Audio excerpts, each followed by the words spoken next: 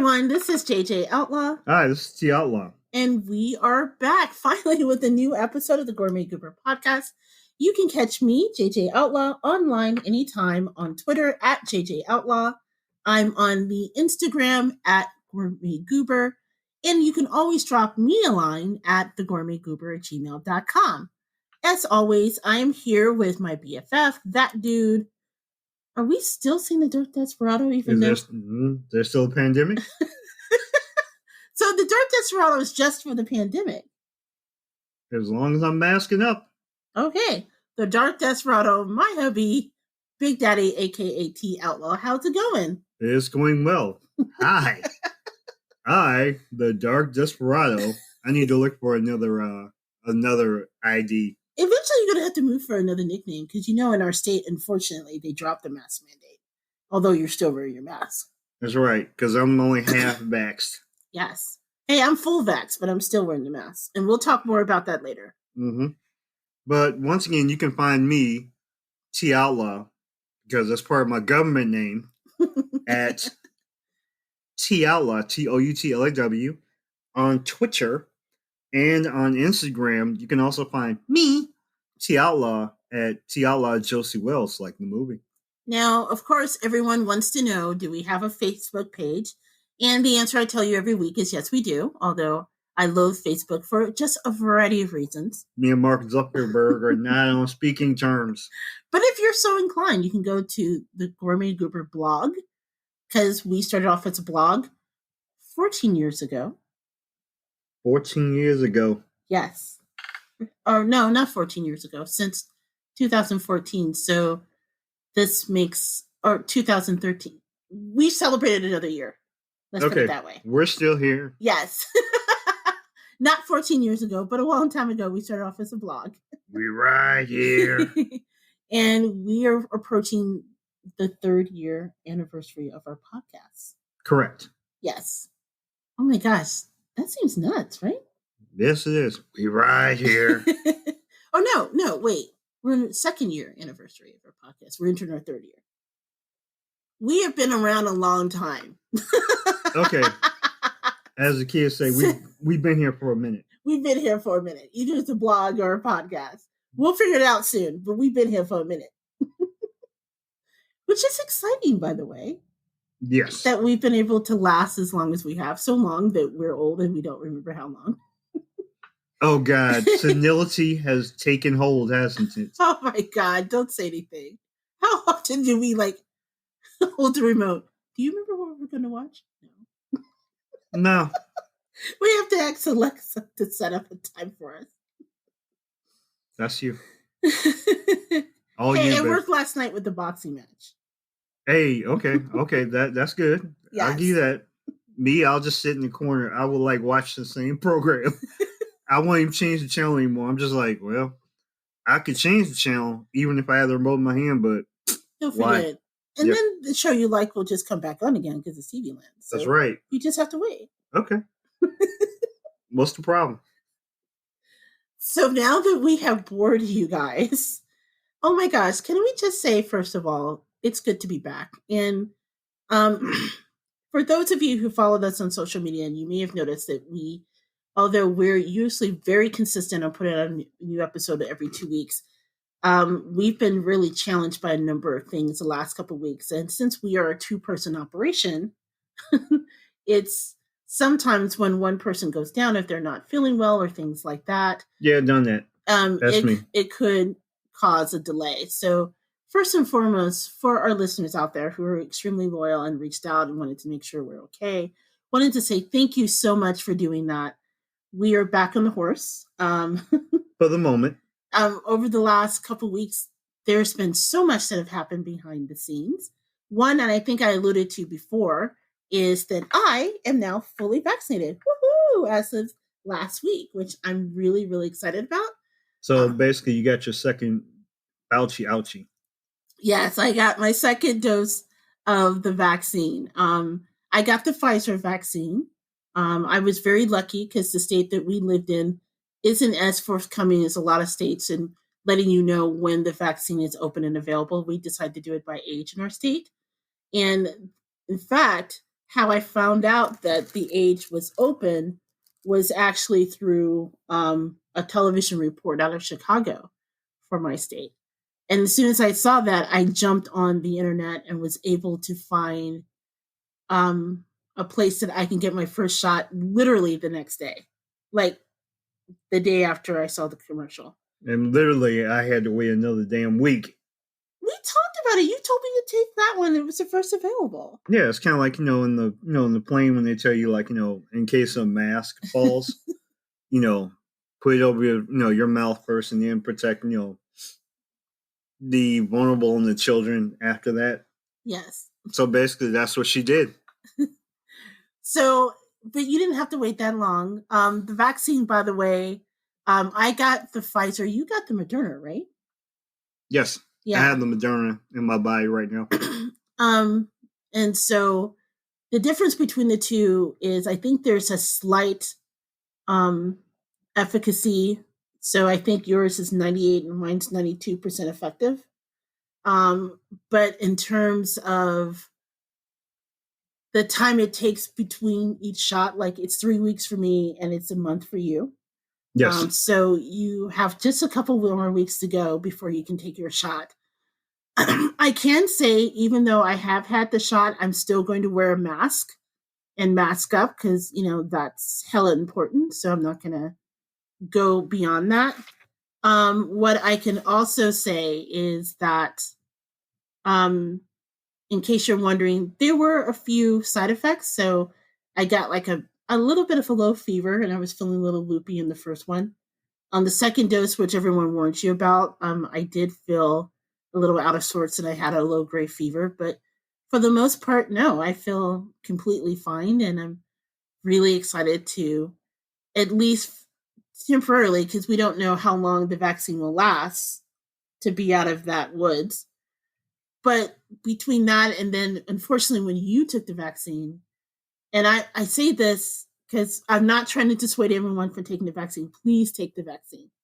We can only get out of this and go back to normal if we all take the vaccine. But I know that the Moderna has different side effects than the Pfizer, and you unfortunately had some more pronounced side effects that we decided not to go to tape the show because you were feeling queasy, right?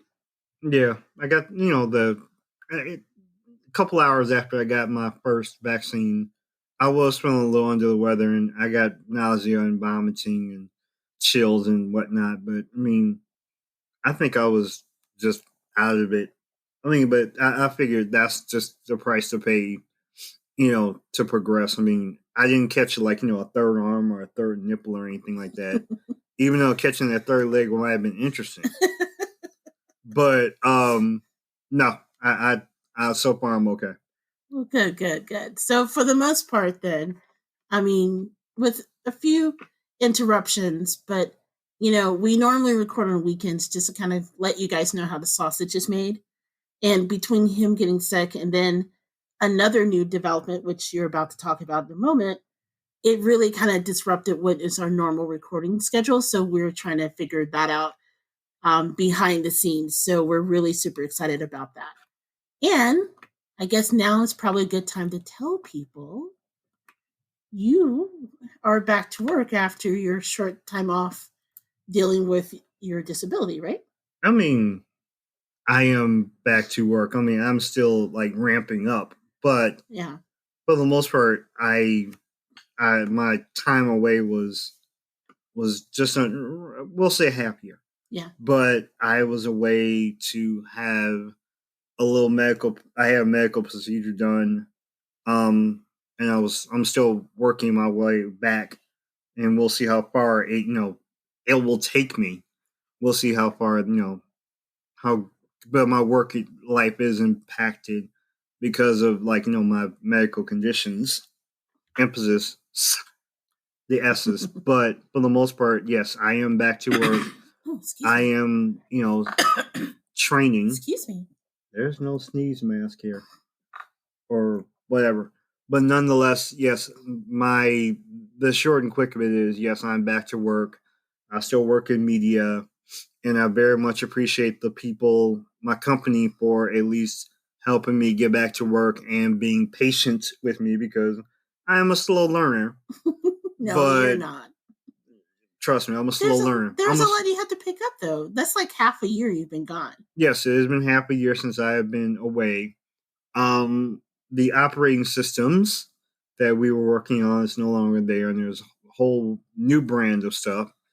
Technology, of course, is advanced, but with that, I'm also not a spring chicken. But the thing is, yes, I am for the time being back to work, and now I'm kind of fully immersed in entertainment and sports. Can I just take a moment to talk a little bit about what they had to do behind the scenes? Because there was another thing too, because as you're adjusting with your new figuring yourself back into work, with some of the adjustments that you had to make in order to be able to do so, because they had to equip our office that we had set up in a way that it'll make it easier for you to see and do what you love to do. Yeah. And so it was actually pretty cool. They sent someone from the Geek Squad to our house, and they brought like this equipment, like this really big screen for you, and they brought like this specially made keyboard which was color coded, which is really cool. And I say this to say I don't really talk a lot about, again, my family members. I think I post just briefly and shared something on my personal Facebook because my parents are private people for the most part, especially my mother. They don't want their names out. Don't put their names in your mouth. Right. They really would prefer that I don't talk about them because, again, they're just very private people, and I respect that. Yeah, I don't have that problem. That said, my father is actually visually impaired. And I remember when I was younger, he finally had to retire due to vision issues from his job when I was in college, right before I started grad school, to be exact. And I just remember how hard it was for him to get what he needed to keep accommodations for the ADA and converse that with you getting what you needed for the work that you do and easing you back into the type of work that you do. And I'm just really kind of blown away by the fact that they were able just to accommodate you in the way that they did, that they were able to really, without question, said, hey, we value you as this employee. You've been with us forever. Let's do this. And today. Yeah, but they sent people to set that up. And I just have to say, because we didn't know they were going to do it. Yeah, we didn't. But I mean, I still have questions, and hopefully I might need some more adaptive equipment. But right. For the time being, yes, I am back to work and working, and yes, I very much appreciate them helping me out and are willing to go that distance with me. At the same time, companies right now they're going through things, and especially right now, still being remote, it is still a thing. So I am appreciative, but you just never know. Right. So adapting into that schedule, I say this not only because, again, I am extremely grateful for the behind the scenes work, but the other thing is that because you're adjusting and things like that, our production schedule is going to adjust maybe slightly. So we'll just try to figure out in the next couple of weeks as you go back to your new normal, what that means for us in our new normal as far as producing content. And less beer runs. Less beer runs, as he says. Beer runs. I'm not sure less than 0, which is what we do right now, if counts for anything. Okay, fine. Let's runs to get Diet Pepsi emergencies. Okay, that probably is more to the point because if anything, Big Daddy does a lot of his Diet Pepsi runs. Still working on it. Although we may have to change that to Coke. We'll talk a little bit more. Yeah, we'll talk later. So hopefully you guys had a wonderful time away while we Didn't have to deal with us. were away from the mic. We miss all of you. One thing outside of that was really awesome is that I know for me, getting back to our schedule, that means, us trading places in the kitchen. I got a chance to experiment and do a lot of things I've not done in the past. I made my very first curry, which turned out to be really good, right? Yes. Yes, it was. You ate it even though there was no meat in it. What? There was no meat in that curry. It was a vegetable curry. That was the best. There was no meat at all? No, you didn't know that? No. It was a Thai red curry. It was a Thai coconut curry with vegetables. And you ate the hell out of that, and there was no meat. Wait a minute. Like way back in the day, like where's the beef? There was no meat at all? What I made your first night of work. Yeah, that was a vegetarian curry. Okay, see, the curry I'm making tonight, though, that's going to have chicken, so you'll be fine. Oh, thank goodness. One, but let's go back to this, like, see, this is what happens when, like, your whole attention is on work and not on what your wife is trying to slip into your food. He's mad because I made him something else. Did you slide for an asshole in this? No. It was vegetables. I had a ton of vegetables I had to use up, like carrots and onions, and I think I put kale in it. Oh, did you maybe it was spinach. Did you put some kimchi or some, what was it? I think he's dead. No. Well, actually, there was quinoa because we were out of rice. Damn it, quinoa. Damn it. This is how she gets me. Slides to, like, no meat and stuff and not tell me.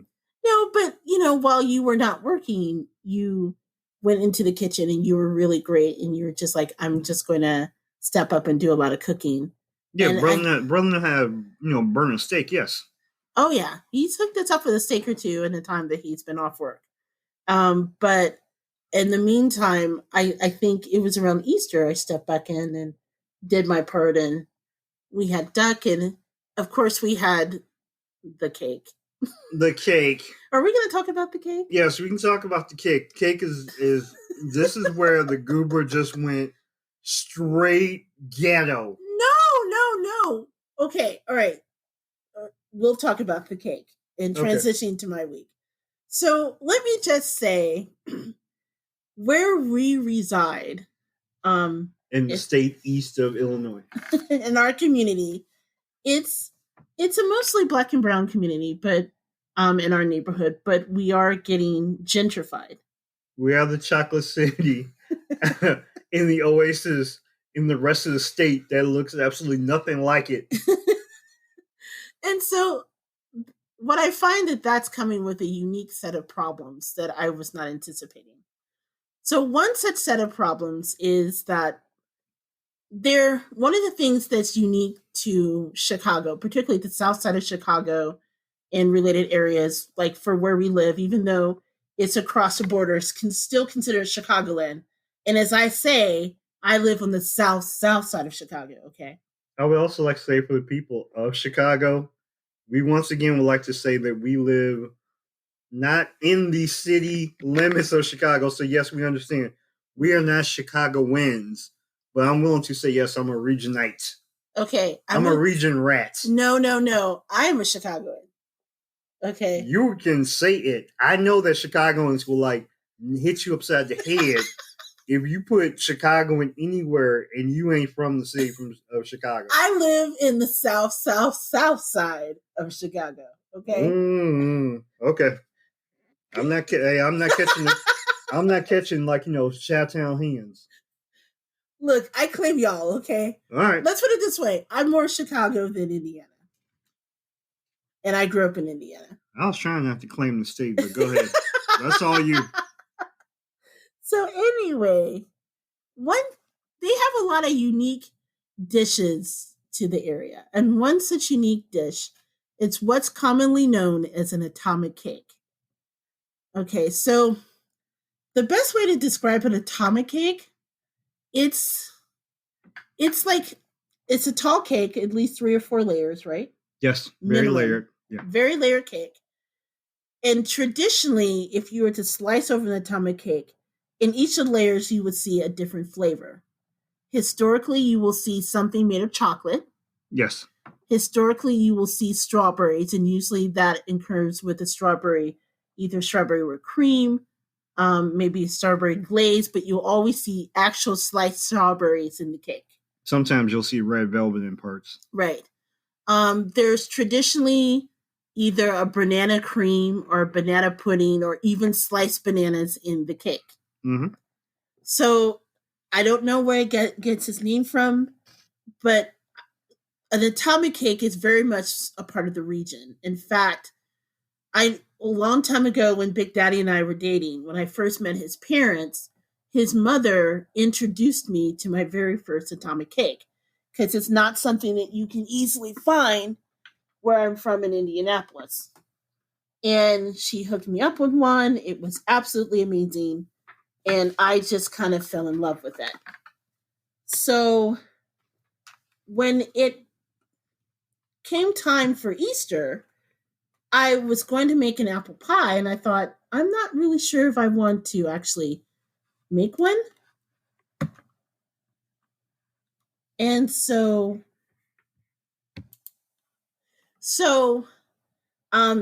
atomic cake for me kind of reminds me of my blessed mother-in-law, who unfortunately is no longer with us, but is very much so a Chicago South Side tradition, right?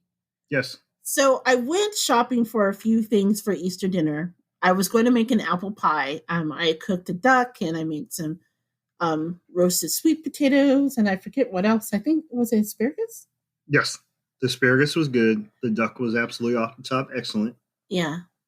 But I didn't feel like making a cake. I wanted something quick and be able to celebrate before Big Daddy had to log back in. And I was at the grocery store and I saw, lo and behold, an atomic cake. She saw the words atomic cake. Yes. Let me just say that. I saw the words on the side of the cake, atomic cake. And I was like, yes, what an incredible thing to do. And, I had it for Easter dinner with his mother-in-law. We hadn't had an atomic cake in a very long time. You can get atomic cakes in the south side of Chicago, like a Pete's Market, but I haven't seen one around here lately. Let me get the atomic cake. So I was going to call Big Daddy. Big Daddy didn't answer. So I thought, don't worry, I just pick up the cake. So I brought the cake home, and as dinner was cooking, I just could not wait to slice in and see all of those delicious, luscious, very distinct layers that make up an atomic cake. And here's the rub. So I get a knife. I'm holding my chest now. I just need a moment to recall this. Oh, wait a minute. Are you getting ready to grab your pearls? I'm grabbing my pearls. Oh, good Lord. I slice open the cake, y'all. The cake had like a yellow cake and a strip of chocolate cake. And there was no strawberry. There was no bananas. Just like a layer of strawberry whipped cream, and that was it. So it was made by Sandra Lee. Yes. Okay, nothing. Y'all, it was gentrified atomic cake. I like that. Gentrified atomic cake. I was speechless. I was like, how can I serve this to my husband? She was hurt. I would be laughed out of the hood if I showed, like, what if I showed up to a church group or something saying this is atomic cake and showed this? They would pray for you. I know that. I would be on the sick and shut-in list. Mm-hmm. They'd be asking for the building fund to help you. And I woke up Big Daddy. I was like, baby, they gentrified atomic cake. How the fuck do you gentrify a cake? How do you gentrify a cake? Didn't you say it was like a marble cake that was just kind of like they gave up halfway in? Yeah, it was like a marble cake that they gave up. So there was 2 layers of yellow cake, a strip of chocolate cake, and then maybe some strawberry whipped cream. And that was it. Y'all, that's what they called atomic cake. No bananas, no sliced bananas, no sliced strawberries, no chocolate ganache, none of that. It was hideous. Yeah, it was I mean, it tastes like your typical sheet cake with some adaptation. It was very yes. It was. You could definitely tell like a random supermarket made it. And the that insult to injury. To add insult to injury. So I sliced into it, and it had like a wonky smell. I think maybe because the whipped cream topping was kind of sweaty, in the store where they had it. But then I gave it to Big Daddy, right? I was like, oh my God, look at this. He's like, what is that? That is supposed to be atomic cake. He says, no, it's not. I'm like, yeah, just take a bite. So then he eats most of my slice. I was like, really? You're not insulted by this at all? Nah, this is good cake anime. That's right. I'm like, is it a cake? Yes. Do I usually eat a lot of cake? No. So she said, take a taste. Okay, so I took a taste. You ate most of it. I took another taste. I just wanted to make sure that I was verifying that because I had not had atomic cake in a while. Since my mom. That was not atomic cake. So I wanted to make sure and verify. I was doing my CSI work on it, so I had to make sure that it was on the upright. That was not atomic cake. I was doing confirmation. I was doing affirmation. I was making sure that it was exactly what I thought it was going to be. It was like snakes on a plane. He was eating most of my cake, and then I told him to go give me another slice of cake, this sad-ass cake. So he's like, okay. And then he proceeds to eat the other slice of cake he got for me. He sliced like another slice of cake for me, and then you didn't give it to me. You just ate it in front of me. He literally stood in front of me, in front of the cake, and ate the second slice of cake that was intended for me. I had to make sure that what the last couple bites weren't reassuring enough. Yes, I wanted to. I had to be exactly sure that what we were seeing was not exactly what we were seeing. One. So the lesson is, 1, never trust Big Daddy with a slice of cake. Okay. There's also a number 2. Okay. And this actually kind of wraps into our little schedule here. All right. I tend to believe, because if you remember, there was something that happened to end the atomic cake experience. Well, it molded. Which is why we did not tape last weekend. That was not why. Don't say that. Why did I get sick last weekend? It wasn't because of the atomic cake. You got sick beforehand. Well, shit, we didn't record that weekend, so that's who I'm blaming. That moldy ass cake. That's my excuse, and I'm sticking to it. So the lessons learned, kiddies. 1, never trust Big Daddy with slices of cake that's intended for you. 2, if the word says atomic cake in my area now, you can no longer trust it. And the only place to get a real atomic cake is on the south side of and the west side of Chicago. At the right establishment. Yes. And 3, apparently you can gentrify cake, which I never knew that you could do before now. That's really sad. You can ask Sandra Lee. Nothing against Sandra Lee, but sorry. Sometimes. And the sad thing is, I did ask the person, because I wanted to make sure. I was like, this is real atomic cake? And she goes, yes, of course. Which makes me sad, because I'm thinking, you actually think this is real atomic cake. Wait a minute. I was like, the lady or person that you asked. No. Okay, cool. All right, we got that answer. We're good. I know that question. We're not gonna go past that point, but okay. You know the answer to that question. You just had to have it verified. Yeah, we didn't even need to the question. We don't even need to ask the question to know what the answer was. Okay, cool. I'm straight. I'm good. Okay. Straightened out. Outside of the horrors of the gentrified cake, it wasn't an all bad week, though, because last week, in the midst of you going back to work and the horrors of the atomic cake and everything, we got a new Versus, which if you guys aren't used or familiar with Versus is something that usually airs on Instagram Live, although they were recently bought out by another company, so I don't know if they're still going to do it through Instagram Live or through an app. But what it is, it's It's kind of like a musical, like, how would you describe it? Like a music battle? Yeah, it's kind of like a little showdown thing of like people, as you would say, like artists who have hits or a number of hits, and they get together and say, okay, I'm going to throw my hits and we're going to play a couple of mine, and kind of go toe to toe with yours. With yours. And we're going to see, like, and basically, like, people, whether they be famous or not, will kind of jump in the chats and comments and kind of see, they kind of verify.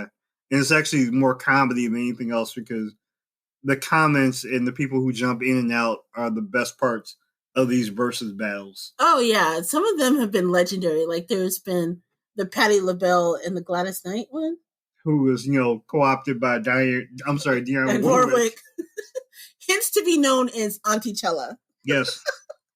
There was actually a really good one, Brandy and what's her name? Was it Brandy and Monica? Yeah, Brandy and Monica. They did one. Oh yeah, Monica was, and they didn't kill each other. Yes. There was no hands. There was no hands thrown.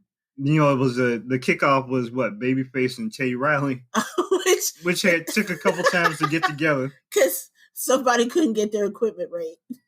Man, the equipment story was fun. They need to go get their grandchildren because they couldn't get that equipment right. That's cool. I'm blaming New Edition for that one.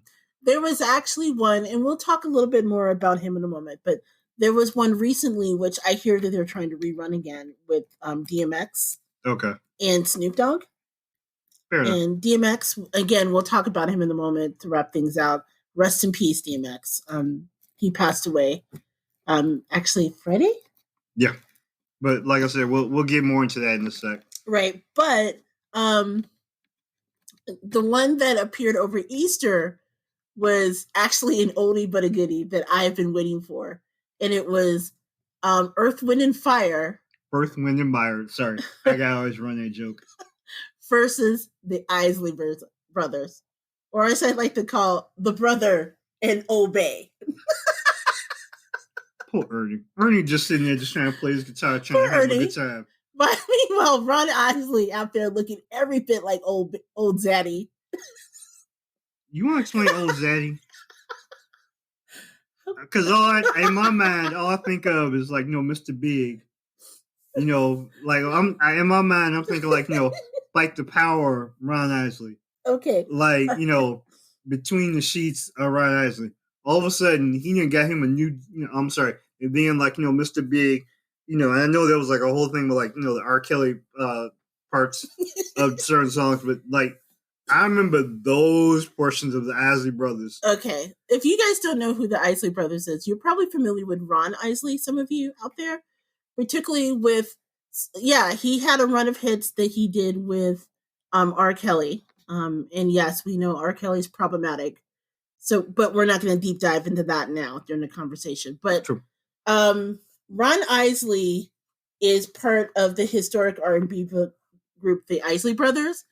But you probably know him as the legendary Mr. Big if you lived through the 90s. And if you are a fan of Steve Harvey, which we'll talk about in a second also. Ooh, child. We're going to talk about him as Pretty Tony. Steve Harvey. Look, this was supposed to be Earth, Wind, and Fire. Super group, Earth, Wind, and Fire. Versus the Isley Brothers. Super smooth group. Why did Steve Harvey go on camera looking every bit like a pit named Slipback in his outfit? That's right. You interrupted everybody. You got to say the whole name. Interrupting everybody. Broderick Stephen Harvey jumped in there and made it about Broderick Stephen Harvey. Bro, it wasn't about you. We could have enjoyed that so much more if he just shut up.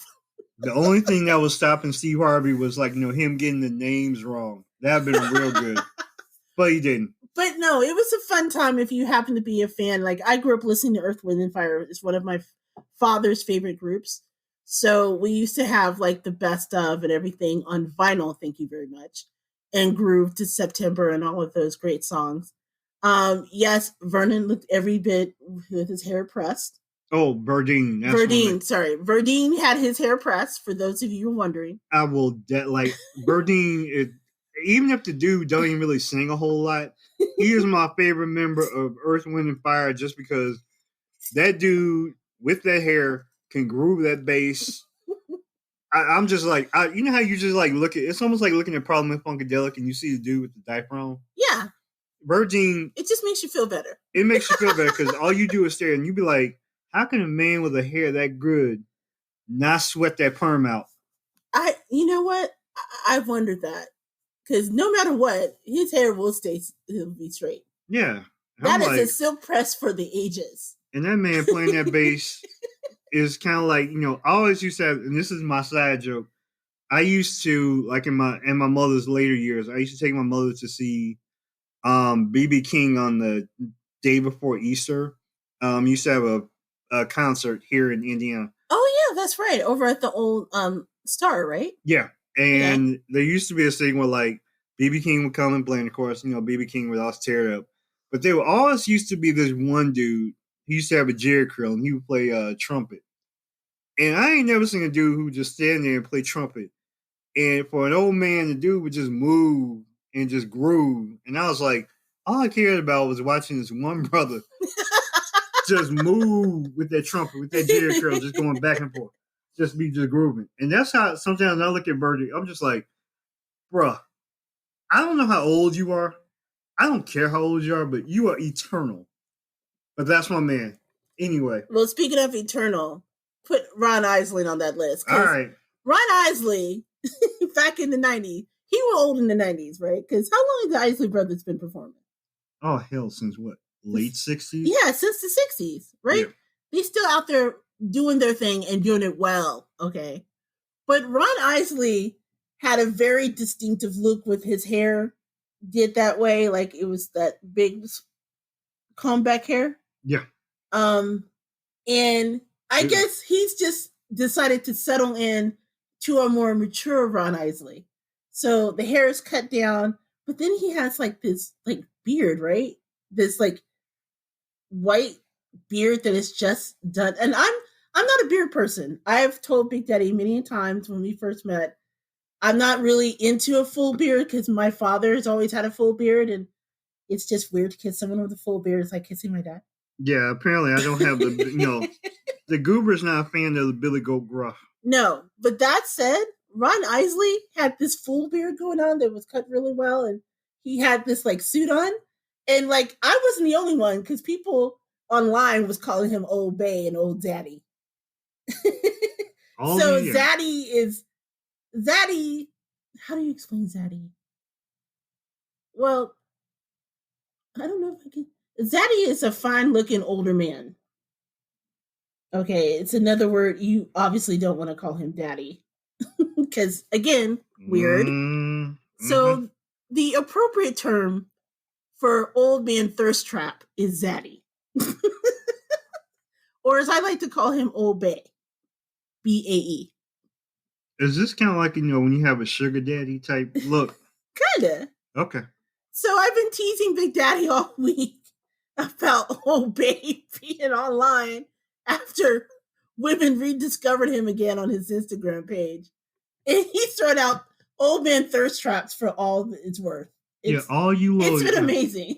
All you young and old aunties out there. All of us aunties getting our lives to it.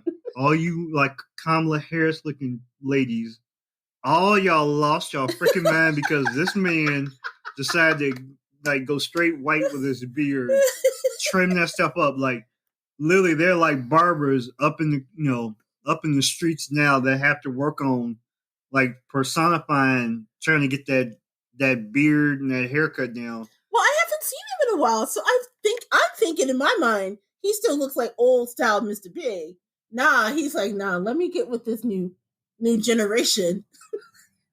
Lord, you let me throw out some old Mac Daddy vibes to you. See, I don't want to be on Haterade.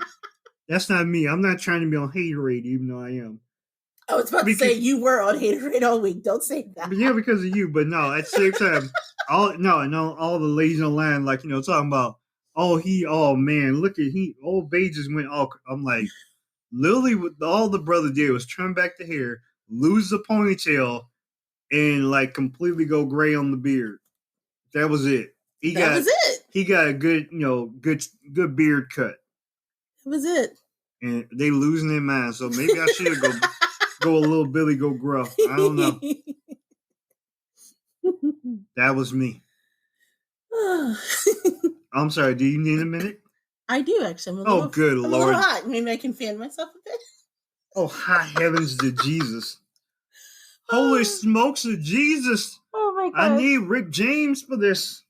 Well, wrapping out this segment, I think we should circle back if we can, because this week we lost two famous people. One that hit me the hardest was the loss of rapper DMX. Earl Simmons. Born Earl Simmons.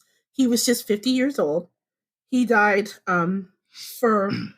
he had a massive heart attack, and then there was complications related to that where he was on life support for a while, unfortunately, and he went into a coma and didn't have any brain functions before they finally took him off, and he passed away this past Friday. Yes. And for those of us who were big fans of DMX, I know I was, I know Big Daddy is, it kind of hit us really hard, right? Because 50 is just so young. Yeah, because we're not very far from 50. But more importantly, this was a man that, yes, and he struggled his whole life, unfortunately, with substance abuse issues. And if you know the story, you know that this is a man that unfortunately had a really devastating childhood, to the point where he didn't know his father. His mother was very abusive, to the point where he would talk in interviews about sneaking out at night and wandering the streets at night, befriending stray dogs, because he just wanted to escape from that oppressive environment. In fact, dogs would factor very much into his image as he was older. DMX, the junkyard dog and that whole thing, because of that. Well, one of the people that he trusted, I think when he was like either 11 or 14, he was still very young.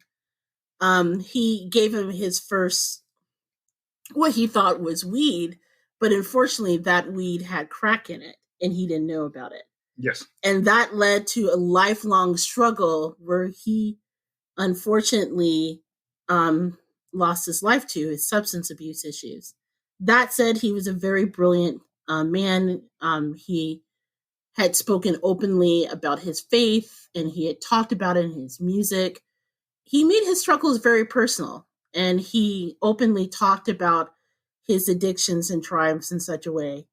And it's just too bad that he was not able to get the peace that eluded him his whole life while he was here on earth. So it's my hope that he can finally rest in peace now.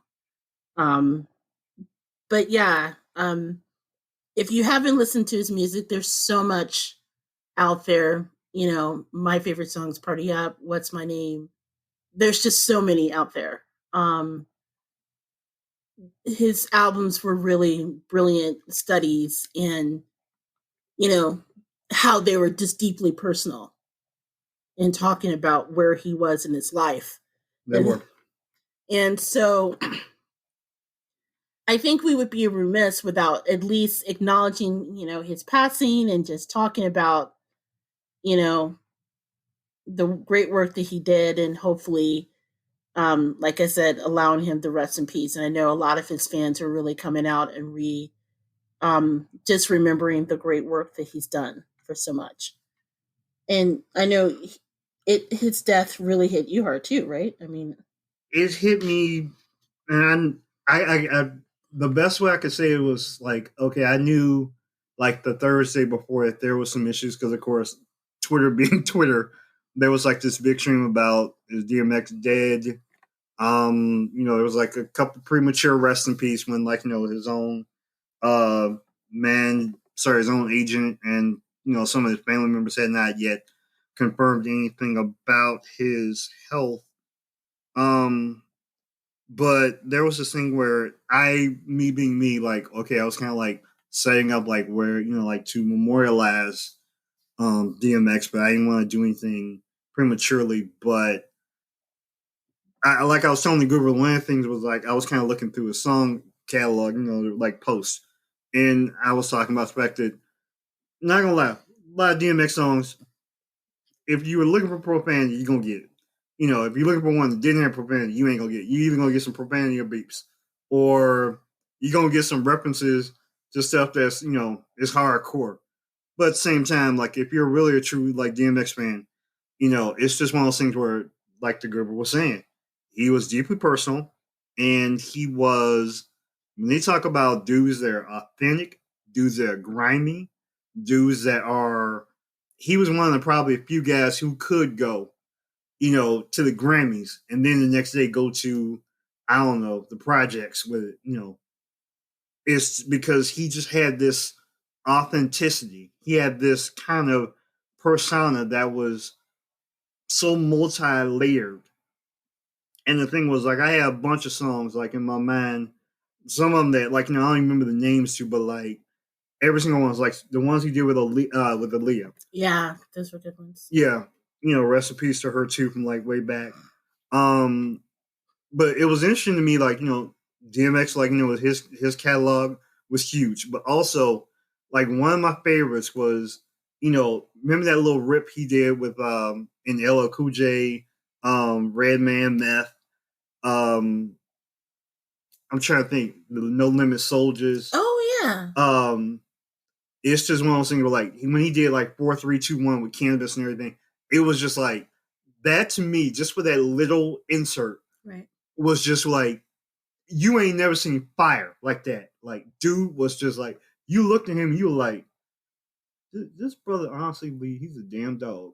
But at the same time, he had this persona that was one like a human being, also two like a real. You could see his passion in some of those riffs, and I'm like, one of the things I truly like. I used to say about some of the biggest people, and I'll just leave it this with DMX was, I have this running thing about tortured souls or tortured entertainers like Michael Jackson, like Prince, like Whitney Houston, like even George Michael, a little bit with Tom Petty, but just guys who went through things and they died prematurely because even Marvin Gaye, where we as a world benefited from, like by the beautiful music that they produced, but they almost had to go through things to show you their pain, their pleasure, and we benefit from it, but like they had to suffer for us to benefit. And I feel horrible that someone like DMX had to go through that, but like you were saying, now he's at peace, right, and I'm okay that he's now at peace. I really hope. Oh, guys, I'm sorry about my voice. Is she verklempt? Or is she still thinking of Zaddy? I'm not still thinking of Zaddy. Stop it. Okay. I really hope, all jokes aside, though, if you get a chance, and maybe it's online or YouTube, to see the verses between DMX and Snoop Dogg. It's one of the last things he did before he passed away. And I have to say, it was really, really refreshing because it seemed like he had turned a corner with his addiction. And he talked about his gratitude and how grateful he was to be alive. And you could hear from himself the background behind some of his biggest hits. It was really a an incredible verses episode. It was him and his good friend Snoop Dogg together. And I would encourage you, if you don't know anything about DMX's music or you're not familiar with him, the man, I know it's so easy to denigrate someone because of one part aspect of his life. And most people are familiar with his unfortunate addictions that he had fought all his life. But that said, I would encourage you to watch that if you can and kind of look at the other side of him too, and just know that that's all that encompasses life. And I'm just glad that for the brief time that he was here with us, he was able to share his talent. So rest in peace, Earl. I hope that you found the grace that you're looking for in the next chapter, of your journey being the afterlife. Yeah, say hello to those who passed before you, and we give prayers to his family. Now, lastly, the other person who passed away this week, who Big Daddy wanted to make sure that we acknowledged for nothing else other than I just didn't know. Was unfortunately Prince Philip, who was the Queen's consort, Queen Elizabeth. He had passed away. He was 99 years old. He was only a few weeks shy of his 100th birthday. I know you wanted to bring it up because we had talked about Meghan Markle's and Prince Harry's interview the last time we did a show, right? Yes, I know we had talked previously about Meghan Markle, and Prince Harry, the grandson of Queen Elizabeth, and their interview with Miss Winfrey. Yeah. So unfortunately, he passed away. They say of natural causes. But, being 99 years old, I'm sure there's a lot there. I know he spent some time recently in the hospital and he had surgery. I'm not really sure what that's about. They kind of kept that close to the breast. I know that by the time that our podcast airs, his funeral will probably be underway. So our thoughts to the royal family. Yeah. And so let me just start by saying, once again, rest in peace, Prince Philip. One, I know they did acknowledge that Henry, that being Prince Harry, will attend the funeral alongside his brother, Prince William, and the father, Prince Charles. But Prince Harry's wife, Meghan, because of her impending pregnancy, will not be able to attend. Yeah, they said that she was too pregnant to go on a flight, which happens when you're further along in your pregnancy, actually. Very much so. And for all those haters out there, or the people who go after Meghan about her connection to, that's first of all I wanted to state, is that Meghan had absolutely nothing to do with this, and we should just let poor girl just be Meghan and leave her alone. I'm actually surprised by how many people were trying to make the connection. Like, there was someone online who aired something, I think it was on Fox News, where they tried to blame Meghan's interview on exacerbating Prince Philip and his condition leading to his death, which is insane. Oh my God, how could she do that? She doesn't have like a magical wand just poking people. And the man was 99 years old. He lived a good long life. He did live a good long life. That being said, it wasn't Meghan. It was not Meghan. You have a bigger chance of, if you wanted to expound, you could say Oprah did it to him faster than Meghan did. Well, actually, they probably want to blame Oprah. They could try, but Oprah can cancel all of them with one wand of her own. It's like, not to tie it to One Division, but that song about it was Agatha all along. They could just say it was Meghan all along. Yeah, it was really Oprah all along. Oprah did it, and Gail helped. All jokes aside, they had nothing to do with it. Yes, they had nothing to do with it. And I wish Prince Harry safe travel to his grandfather's funeral. To send his regards, and I hope Meghan gets to enjoy this private time away, and that the tabloids will give her a break. But they won't. The funny other thing that came up when we were talking about in our production meeting about Prince Philip is, I was surprised you didn't realize that Prince Philip and Queen Elizabeth were cousins. No, this opened a can that got more salacious through every Google read. Oh my God. Lord. You know what? I have to say, I have a lot of respect, more so for Prince Harry now. Because Prince Harry took a look at his family tree and it's like, I want none of that. So he made sure that he got with someone so not related to him. Because it turns out all the royal family married their cousins. This is weird. So, like, Queen Elizabeth and Prince Philip were third cousins, right? Yes. I understand. Prince Charles and Camilla are ninth cousins. Ninth cousins. Before that, Prince Charles and Princess Diana were seventh cousins. And Prince William and Kate, they're cousins too. They're 11th cousins. So that means that Pippa It's part of the family. In more ways than one. In more ways than one. And of course, Big Daddy got me laughing. What did you call it? Like, technically, Charles is like his Uncle Daddy. Yeah, it's like if you go to the royal family reunion, it's like, yeah, see, that's my uncle, Daddy Ted. You know, there's like Prince Andrew, you know, who's like somebody's like, you know, cousin / uncle / you know, baby daddy something. I'm like, when they talk about, and this is a country that's like over 55, 60 million people. I know, there's a lot of people. Y'all couldn't choose anybody else besides you guys. Yeah, and the royal family, like that fork of that tree, oh, good Lord, that tree's messed up.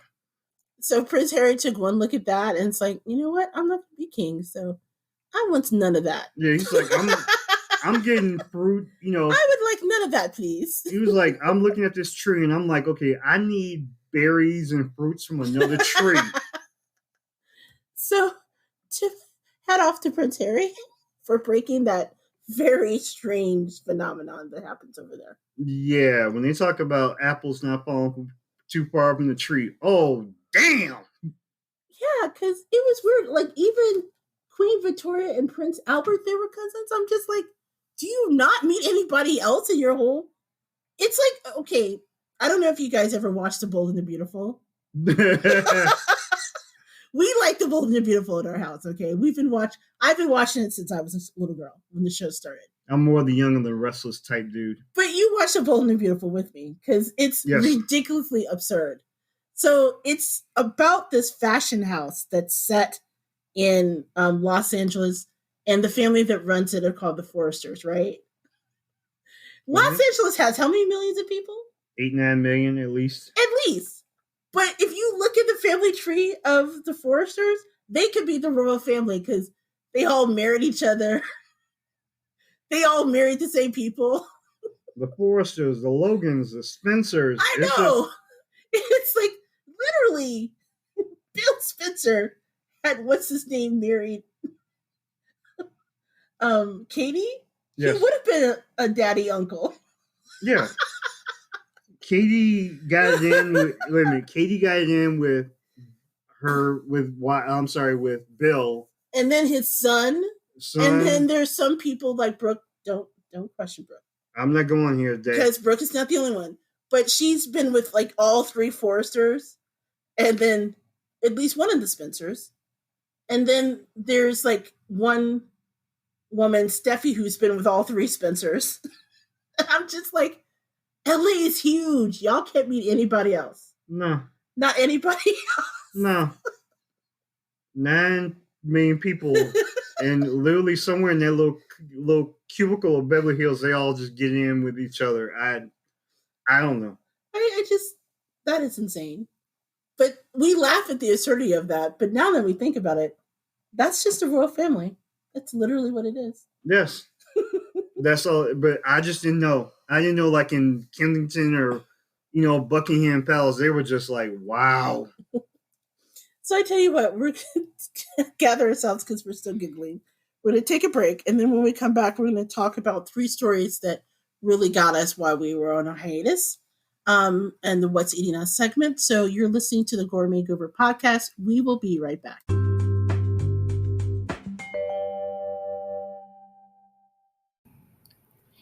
Hey guys, this is JJ Outlaw. And T Outlaw. And we're the co-hosts of the Gourmet Goober podcast. Let me ask you something. Have you guys ever thought about starting your own podcast? Yes. I know when we were starting to get this podcast off the ground, we had a lot of questions, right? Like, how do we record an episode? How do we get our shows and all those apps that people like to listen to?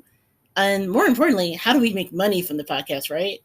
Well, the answer to every one of these questions is really simple. Anchor. Anchor is a one-stop shop for recording, hosting, and distributing your podcast. Best of all, it's 100% free and ridiculously easy to use. And now, Anchor can match you with great sponsors who want to advertise on your podcast. That means you can get paid to podcast right away. In fact, you know, that's kind of what we're doing right now. We're reading this ad, right? Mm-hmm. We love Anchor. Anchor has made it really simple to start the Gourmet Goober podcast. It's been a great thing to use, and Big Daddy's a big fan. Yes, I am. So if you wanted to start a podcast and make money doing it, just go to anchor.fm/start. That's anchor.fm/start to join me, Big Daddy, and the diverse community of podcasters already using Anchor. Again, that's anchor.fm/start. We can't wait to hear your podcast.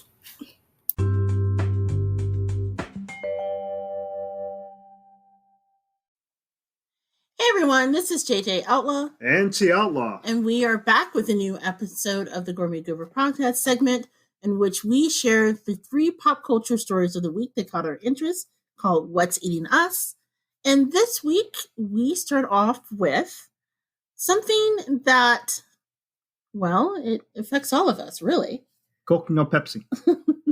Well, we'll talk a little bit more about this in a minute. But if you guys may have heard, over the past few weeks, the state of Georgia signed a highly restrictive voting rights law that has a lot of people up in arms, mainly because it restricts some of the many access to voting for individuals, particularly communities of historically marginalized populations, be it Black and Brown communities. That many say, and I admit I'm one of them, it takes us almost back to the time of Jim Crow. You probably have heard a lot about the actual voting rights bill. I would encourage you to educate yourself on it, as well as the voting rights law that's currently going through Congress that will help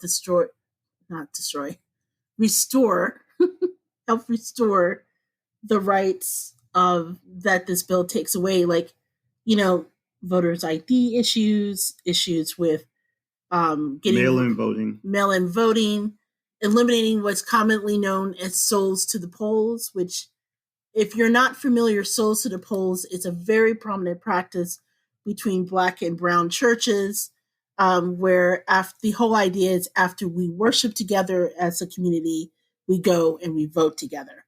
And the idea of going to vote together is very strongly rooted in the time in our country where we were not allowed to vote at all. For those of you who may have seen the movie Selma, who know about history, know that from the majority of Black and Brown people, the right to vote was guaranteed with the passage of the Voting Rights Act in the 60s. Correct. In fact, I used to work for a nonprofit organization where we work with young people looking to educate themselves about social justice issues. And I like to remind them all the time that in my immediate family, I am the first person in my immediate family that was actually born with the rights of citizenship, meaning the right to vote, without having to pay a poll tax, without having to pass any type of exam, without having to have ownership of land, all of which were restrictions that were placed on majority Black populations, keeping them to vote before that act was passed. So, understandably, a lot of individuals are now very angry, and the whole idea, and let me just also say, without trying to get too political, it's not just Georgia that's doing it. Right now, 48 states across the country, after the events of the last election, are looking to restrict laws in order to make sure that they have a hand in guaranteeing that whoever they want to win the election wins the election without necessarily having a democratic process in place. So understandably, as a result, there's been a call for boycotts. And one such company that has spoken about their displeasure with what's going on is Coca-Cola. And now Coca-Cola, Delta, there are 2 companies that are based in Atlanta, are leading the charge they're really leading the charge in order to bring more attention to the idea that, what's in the law is not right. I mean, in some cases, in the case of Georgia, they have the right of stripping people who oversee the votes in certain counties so they can put their own personally chosen individual in charge of the voting counts. So the CEO of Coca-Cola recently wrote a letter basically saying, hey, you know, this is ridiculous. It was from March 31st, and the CEO his name is James Quincy, and he said, "I want to be crystal clear in that letter. The Coca-Cola company does not support this legislation, as it makes it harder for people to vote, not easier." So, first of all, we really want to say kudos for taking a stand. And I don't know if you've had a chance to read this letter, um, but it's actually something that it's sort of bold for a company to do. It is. And as a result,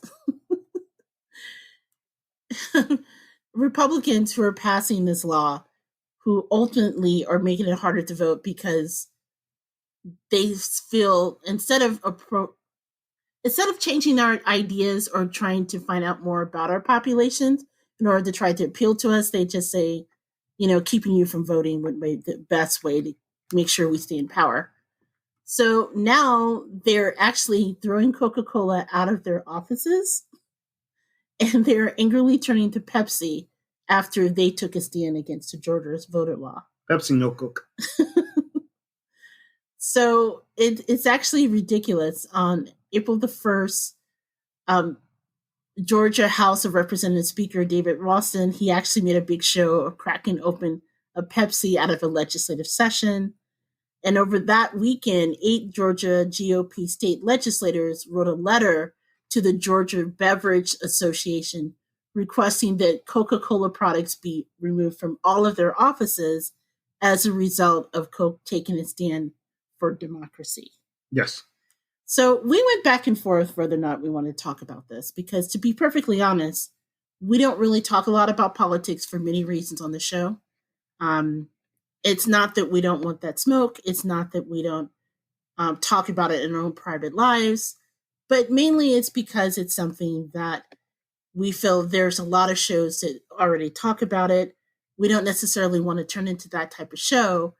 But if any subject crosses the nexus between what's open and people are talking about in pop culture, as a lot of people from celebrities to politicians to activists like Stacey Abrams to everyday individuals, all talking about this voters' rights issue and the fact that this company, which is based out of Atlanta, if you've ever spent time in Atlanta, Coca-Cola is Atlanta. And so the idea that they have set a line in the sand, if there's ever a story that crosses the line between food and pop culture, this is it. Okay. So we decided that we would put it on the show and maybe talk about it a little bit. First of all, I think it's absurd. The whole, I part of it, their anger towards Coca-Cola is sort of misdirected because, one, I know Coca-Cola has given money to them in the past. Yes, very many of these politicians. Yes, and they didn't have any problem with it until the politician decided to say something against what they believed in. Yes, and the thing is, yeah, you're making a big deal of it, but you know who also drinks Coca-Cola? Black and brown people. So maybe taking a stand, they're taking a stand and seeing that, maybe we deserve a right to vote was important enough for them to be able to do this. So their show of force of, I know, we'll just drink Pepsi. That seems a little misguided. It's almost like, remember back in the Gulf War where they decided to take French fries, which, by the way, was not created in France, people. French fries is not French. But damn Americans. We're going to make them freedom fries. I know, they changed it to freedom fries. Oh, yeah. And I laughed my ass off. I'm like, oh my God, Google is a thing, people. We Americans, we eat freedom fries. So now the Coca-Cola has become the new freedom soda, I guess. Sure, red, white, and blue. Okay. Go get that, cuz. But what do you think about that? I mean, this is kind of a bold move for them because, again, they are Georgia. They're more than Georgia. Here's my thing. For Coca-Cola, okay, we applaud you. That's great and all. I'm not saying it's not that hard for Coke to jump on the board. Yeah, they very much could just lay in the weeds, even though like a lot of commentators, entertainers, and as such have like asked them to jump on board. And I know like when it shocked all of these people, on the right who were screaming at the Major League Baseball from Major League Baseball to when they moved their All-Star game out of Atlanta and moved it to Colorado. Right. And they were like, "Oh, we're just gonna boycott MLB." Okay, cuz go ahead and try. Be my guest. Y'all were screaming about it, like when the NBA got all righteous, and they were like, "No, we can't have that." But yeah, Coca-Cola. Okay, here's my thing with Coke. I admit, because of my mama, I'm a Pepsi drinker, but that's literally because that was what my mama drank. But here's the thing: I drink Coke because it's there. When we talk about Coca-Cola, it is Atlanta. It is Georgia. It's the whole damn South. When we talk about the whole pop versus soda discussion. Oh, that's right. They call them Coke. They call them Coke down South, way down South. There is no pop or soda. It's like, what do you want? You want, yeah, can I get a Diet RC? No. So you want Coke, right? Yeah. No, you gonna catch a Coke. That's just all to it. When you go to McDonald's, Burger King, at least the ones in the Midwest, you go any of the 3 burger chains. Hell, you go to, I'm thinking what, Popeyes or something. When you go to the fountain, you getting you a Coke. So you can play the game and, oh yeah, we're gonna turn change all our stuff to Pepsi. Okay, go ahead and put it in your vending machines. But when you go to the major vendors, there are Coke in their machines. So go ahead and try to erase it. You can't erase Coke. Coke is like Nike. You just gonna have to do it. There's no running from that. Coke is there. I like that. Coke is like Nike. You just gonna have to do it. Yeah, it's just the concept of, damn it, you could sit there and say we're gonna boycott it, but it's literally like Amazon. You can't run from it. It's just it's like omnipresent everywhere. So yes, we would like to say, and I'm trying to stay as political, less away from this as much as I can, but yeah, Coca-Cola has a power. And I'm glad that they jumped on the side of, helping the disenfranchised, which they are disenfranchised. And I mean, yes, Coke could very much lay in the weeds, but this wasn't a hard competition in my mind to stay away from because it's kind of the right thing to do. We ultimately want people to be able to vote. Yes, we want them to vote correctly, and we don't want, not voter suppression. We don't want, improper voting. We don't want, people who are, committing fraud. That being said, there's not a history. There's not a history of it at all. Not at all. Yeah, if you want to go find some, yes, you can go find some, but here's the craziness: by their own admission, because remember, and it wouldn't be so bad if they were targeting counties that were largely Black counties, like the county that Atlanta is in. Yes. They very openly are going after those particular populations. And even when they refer to it in politics as the big lie that Trump really won the election if it wasn't for those pesky black and brown people. And where they vote, he would have won. That was the thing. But Georgia knew it was coming. Right, but Georgia even said there was no record, there is no incident of any fraud. So by their own admission, they didn't need the rules that are in this bill. They just didn't get their chosen leader where they could get it legally, so they're changing it now so they can switch things up if they want to. And like I said before, this is something that we kind of wrestled rather than not to talk about it. We ultimately decided to do it for 2 reasons, to be honest. One was the reason I said before, and 2, I personally, and I know many African American families have a similar story, but I take this rather personally because again, going back to the first segment when I say I don't talk a lot about my parents, and that's because they request that we don't, okay? I will just briefly say my mother was raised by my great-grandfather, Johnny, and he was the youngest son of a freed slave. And I had a chance to get to know him. He died when he was in his 90s. I was actually a junior in college when he died. It was right before my senior year. you remember when I left for the funeral, right? It was Yeah. right in the middle of classwork. We both went to college together, Big Daddy and I. And I was very blessed to know him and to know his story. And he was a phenomenal man. Um, Without going into a lot of details, he he owned a lot of land in Mississippi when my mother grew up, which was very unheard of in the area in which he was at. And when I said before about the restrictions that were often put on African Americans as barriers to keep them from voting back in the day, well, one of the restrictions were you had to be a landowner, at least where he lived. And my great grandfather owned a lot of land. Um, there's a story behind how he acquired it.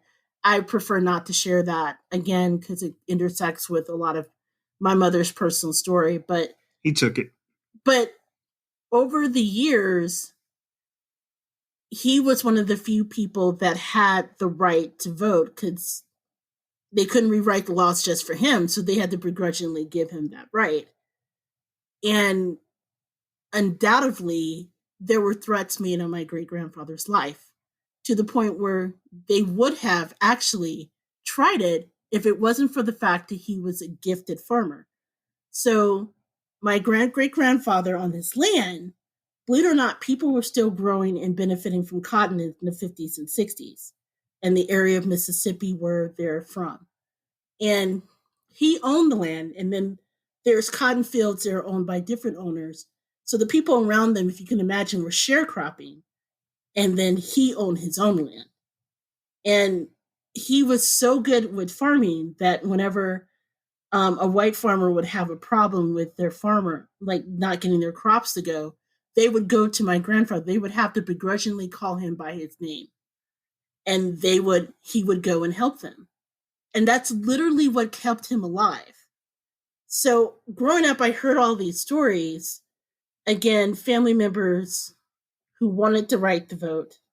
I had a family member who was in the unique situation that he did have the right to vote. And he was almost killed for it if it wasn't for the fact that he was giving in his advice and his help to the people around him. So when they signed when they signed in the bill in Georgia, I remember crying to Big Daddy. You can say I was really kind of shaking because, again, for many families, that was a step backwards. It was a step backwards. And again, this is a man that was an influential part of my life. It was part of my reason why I went to grad school was at his encouragement. And even going to college was at his encouragement. And he was just a phenomenal and earnest and amazing man.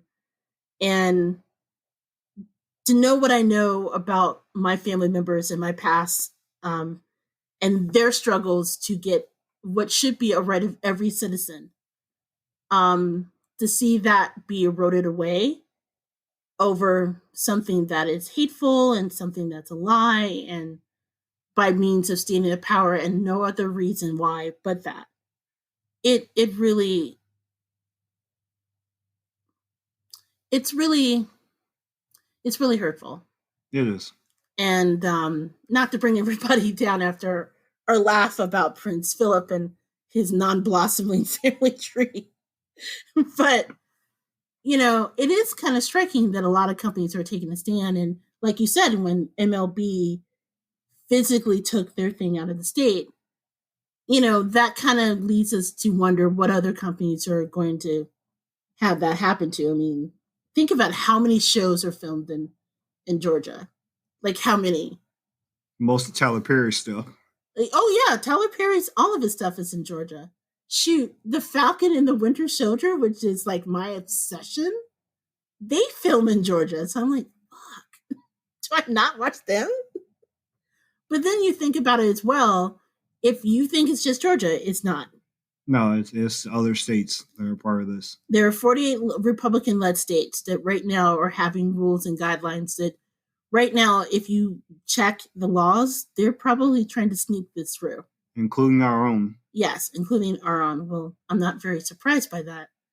Actually, I am surprised by that because they're the only one that literally Remember, like the polls closed and they said, Indiana for Trump. Yeah, we hadn't even finished the state. Yeah, they didn't finish counting. They're just like, we know you. Yeah. So the point I'm trying to make is kudos to Coca-Cola for making a stand. We hope that other companies would do so, including Pepsi. What would they drink if there's no if Pepsi said, you know what, we think that law sucks too, then what are you going to do? Are you going to drink RC? You might have to. I know you want to be drinking clearly Canadian. We know that. Hard enough to find it. Actually, I know where to find clearly Canadian. Okay. Anyway, one of the other things, if I may interject really quickly, is one of the things I remember very distinctly about this protest was somewhere in one of these suggestions, I remember back when they, the people were registering, and some of them for early voting because they only had so many boxes, where that people were standing in line for hours upon hours. Oh yeah, and one of the insane things about the law is it makes it illegal to what? To hand out water or food. Right. While they're standing in line for hours just to vote. And my contention is, this is because you don't want unfair advantages for, people who are literally standing in line for hours. Some of them who literally are taking time from their jobs and whatnot. Right. Waiting in line just to vote. Just to vote. Things that we can do in 5 minutes. 8 hours to vote. It's not uncommon in some areas for people to stand in line for 8 whole hours to practice their civic duty. Right. And my contention is if Coke wants to get some friends, they can get together and say, okay, if you want to make it fair and balanced, I'm not taking shots at certain networks, but my thing is that I think that Dasani, that little group that's a kid of the Coca-Cola company, could put some water out for these people just off to the side because, we can't make it unfair. And, if Glass and Ron's or, some other vendor. I think Glass and Ron's is no longer with us. Oh, now I apologize. But the people who make, good food, if y'all want to put out a spread or something for the people while they're waiting, we don't want to break any laws or anything, but Waffle House. If the Waffle House, of course, wants to put out something for the people, please join in this whole little expansive art here. I want to get as many people involved because I want these people, if they have to stand in line, please help these people out if they have to go through this. I just think that last part is insane because, one, many of those people are standing in line. You know why? Because in many of these communities, they're getting rid of voting places such as drop boxes and other places they can go. Right. So they're making it less convenient. And the whole idea of waiting that long to do something that is every person's right to do, it's just ridiculous. And so right, not privilege. And then to have everyone stand outside and, no water, no food for you. That's insane. That's just absolutely insane. So, again, kudos for Coke for taking a stand. And there's actually 7 other companies that have done it as well. So it's not just Coke. My understanding is Coke, it's Home Depot, it's Delta Airlines, Chicago's United Airlines has spoken out, Apple has spoken out, JP Morgan Chase has spoken out as well. They're going to take my Chase money. So, again, I'm really, really glad that they are actually doing that. And so kudos to them. Let's switch gears for just a moment. And before we leave the Coke and talk about Coke altogether, wasn't there something online that you had mentioned that you wanted to bring up as well? The whole Coke, Diet Coke and Coke Zero? I don't know how we got on that conversation. I guess it was trending online and Twitter. And a lot of people were just protesting and knowing the difference. And I have no idea the difference because I can't drink out any of them. Why is that? You know what it is? It used to be that, and I know aspartame is bad for you, but I can't take sucralose, the whole thing in Splenda. It just doesn't sit well with me. So when a lot of sodas started moving towards Splenda as their additive, I can no longer drink it. Okay. So I haven't had, I've had Diet Coke, Let me just change it. I haven't enjoyed a Diet Coke or any diet drink in about 5 or 6 years minimum. Well, you were the diet drink master, and I know a lot of people were talking about, the difference between why does there need to be a difference between, or why does Diet Coke and Coke Zero need to exist, Yes. and then what's the difference between the two? I don't know. So this is yours. Thank you. I think. Okay, two caveats right off the top. One, I have been a type 2 diabetic for around only 20 years, with varying degrees of control. That being said, and I admit I should not drink as much Diet Coke, Diet Pepsi as I do, but I admit it's kind of my thing to keep me from drinking alcohol. So I have to just trade a vice for another. Drink alcohol. I mean, Yes, I can go drink alcohol, but for my own control and better sense that I choose not to. Also in this house with the Goober, who's not an alcohol drinker at all. that's because I'm allergic to alcohol, to be honest. That's your personal deal. I can't handle it. But anyway. Yeah.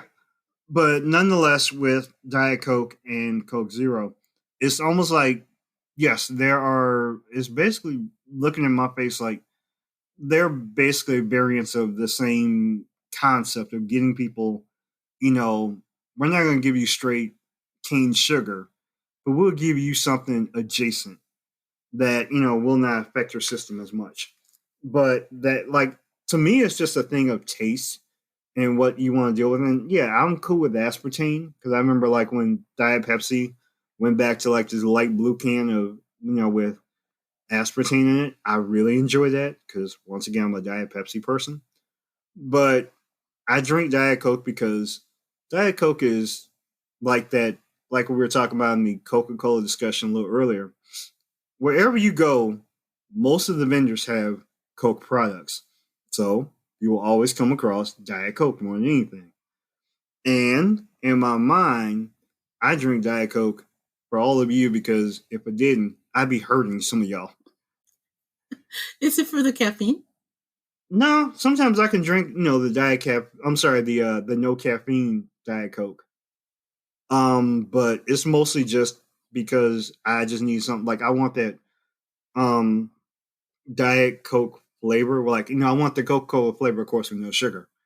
And it's like Diet Coke is always there, but like if I had a choice between Diet Coke and Coke Zero, it's like Diet Coke is really good, but when I get it in a can, maybe not.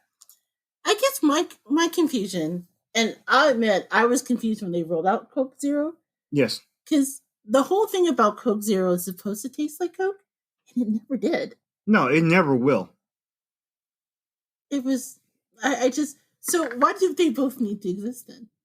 Well, the hardest thing for me to say is like, not that I'm like the Coke Zero fan, but like I like Coke Zero only because it's kind of like giving my system no sugar, but like giving us like a Mountain Dew kind of flavor.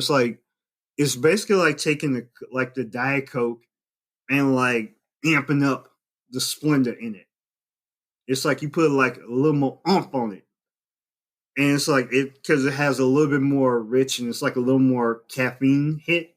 Now, you can see my face right now. The whole idea of more Splenda is not a pleasant thought. Yeah, it is. It's maybe not like, for you because like if you drink too much like Coke Zero, there are people who can take it. I admit, if I drink enough Coke Zero, I almost have to have like the Diet Coke to kind of balance it out.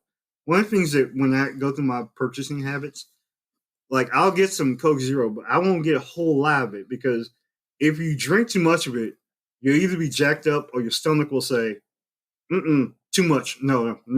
Your stomach will not like it because you have to have that kind of tolerance for it. It's kind of like we had the discussion about was it maltitol? Oh yeah, that's in cookies, like the sugar-free cookies. Oh, the Diet Gummy Bears. Oh, the Diet Gummy Bears. You can eat a few of them, but if you eat a whole lot of them, your ass is gonna tell you later. Speaking of that, just as a side note, if you guys are ever having a bad day, I want you to go to Amazon and I want you to look up sugar-free Haribo gummy bears and just read the comments. The comments alone will make you laugh for hours on end. That's actually something that I keep in my back pocket when I'm really stressed. It's never failed to make me laugh. Mm-hmm. But yeah, that Merital is no joke. Yeah. And I don't know why. I don't know. I just can't take any diet sweetener at all anymore. Like, stevia. Oh, God. Yeah, stevia is... Whoever came up with stevia, I want to punch them. That is awful, awful stuff. But yeah, like in closing, I like Coke Zero more than Diet Coke because I have a higher tolerance and usefulness. Like, because I'm a little more used to, like, having a little bit more Splenda flavoring because it tastes a little sweeter. I guess my mind makes me think that way. But I can't drink a whole lot of it because if you have too much of it, your body will tell you, no, you've had too much. But it's kind of like a mind thing, and my body kind of takes it that way. But Diet Coke is good for those who can deal with it. Speaking of horrible, horrible stuff. horrible stuff. Our next story actually comes from Facebook and other related social media. Like I said, let me just start off by saying I know I mentioned I am not a fan of Facebook. That said, there's still a lot of groups that I'm secretly part of because I'm interested in food and connecting with other foodies. And when I say you can tolerate the evil blue F. And when I say secretly, what I mean is I'm more or less a lurker and get ideas for like recipes and things like that. Like getting the courage to finally make a curry and find a recipe that I really love. I actually got from one of the foodie groups. So thank you guys for that. But there are a lot that are out there that routinely, when something hits in one foodie group, it kind of migrates to another. And so this actually even hit on Twitter to a certain degree. But yeah, it's been circling enough that I just shared it with Big Daddy jokingly to tell him that would be for dinner one night. And his response was less than pleasant. So, oh no. So after he decided to have such a dramatic response, we decided to share it with our listeners on the show. So believe it or not, there was once upon a time, although I think they still exist in some shape or form, the Donut Corporation of America. The Donut Corporation of America. I didn't know this was a thing. Now, first of all, you would think such a thing would be a good thing, right? I mean, nothing but like a corporation that was existing just out of donuts. I personally think that's a great idea. In fact, there's a very helpful thing that I look at sometimes called Restauranting Through History. And there is actually, you can read the history of the Donut Corporation of America, which started in the 1930s. It was actually one of the largest producer of donuts. And if you get a chance to read their history, it's actually interesting. The whole idea of dunking donuts, like dunking it in coffee and everything, was actually created out of this organization. In fact, they actually had a national dunking association. They sponsored displays at the 1939 World's Fair. And they actually planted photos of celebrities eating donuts. So it was like a donut lottery, right? Yes. Which I personally think, dude, donut lottery, I'm all for it. Sign me the hell up. So in order to encourage people to eat more donuts, they decided to put out a cookbook. Oh, hold on. You guys, I'm so sorry. My voice is leaving. So the cookbook, it's entitled 36 Delightful Recipes to Perk Up Your Meals. And it's all about the greatness of donuts and how you can incorporate them in breakfast, lunch, and even dinner. So I would think, donuts for dinner. Again, all down for it. I'm down for creativity. I think we've talked on this podcast that there's places you can go, including one in our community, that you can get a donut burger, which is fantastic. They decide to go in a different direction when it comes for dinner. They pick something a little off the board. Leave it.